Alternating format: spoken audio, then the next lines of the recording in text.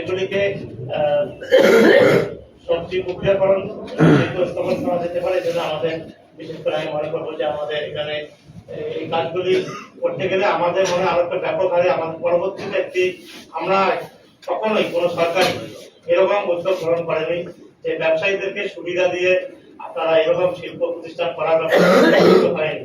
যেহেতু এবারে প্রথম আমার মনে হয় ব্যবসায়ীরা যে জানতে পারে এটা অনেক ব্যবসায়ী কিন্তু এগিয়ে এ বিষয়ে আমার মনে হয় আমাদের কুড়িগ্রামে আবারও পরবর্তীতে যদি আমাদের অভিভাবক রয়েছেন, আপনি রয়েছেন, তারা যে আরেকটি আমরা বৈঠক করতে পারি। আমার মনে হয় যে আমরা কি কি সুবিধা দিতে পারবো ব্যবসায়ীদেরকে, আমরা কি সুবিধা দেবো। হয়রানিটা সবচেয়ে বড় বিষয়।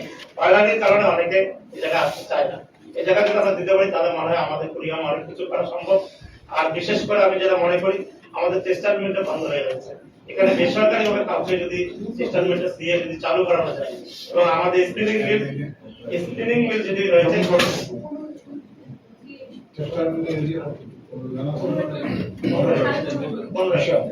এবং স্পিনিং মিলটি বেসরকারি ভাবে আমার মনে হয় যে কিছু ব্যবসায়ী রয়েছে যে ব্যাংক থেকে লোন নেওয়ার জন্য করে সেটি করেছে। এটা একটা পদক্ষেপ নিতে হবে, এটাকে চালু করতে হবে যে কোনো মূল্যে। এটি যদি করা যায় তাহলে আমার মনে হয় কুড়িগ্রামে